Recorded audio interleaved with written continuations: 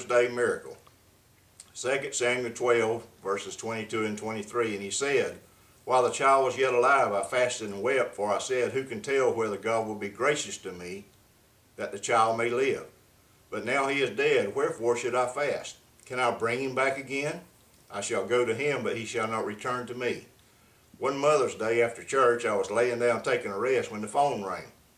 A Christian friend of mine said, "There's trouble at the cemetery. Would you go see about it?" I felt the presence of the Holy Ghost and immediately drove to the cemetery. I got out of my car and looked around. There was not a soul in sight.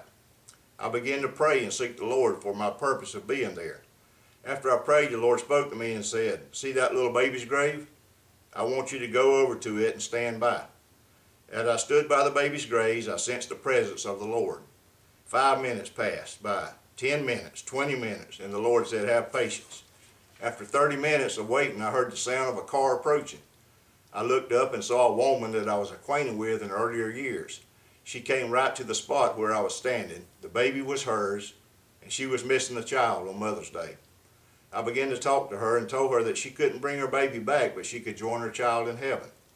She began to tell me all of her troubles and her disappointments in life, her family problems, her financial problems.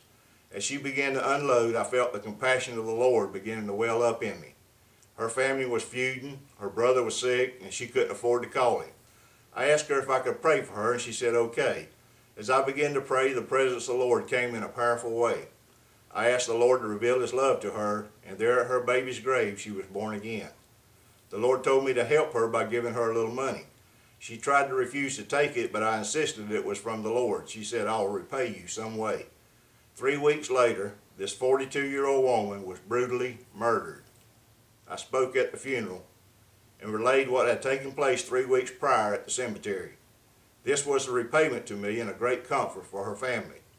About a month later, one of her sisters called me and asked me to go to their house and have a service for the family. Her brothers and sisters, mother and father, and most of the grandchildren were present. I preached Jesus to them, and the Lord graciously blessed. Since that time, her brother, her daddy, and one of her nieces, 21 years old, have gone on to be with the Lord. Surely the Lord is good. Matthew 4:19. And he said unto them, "Follow me, and I will make you fishers of men."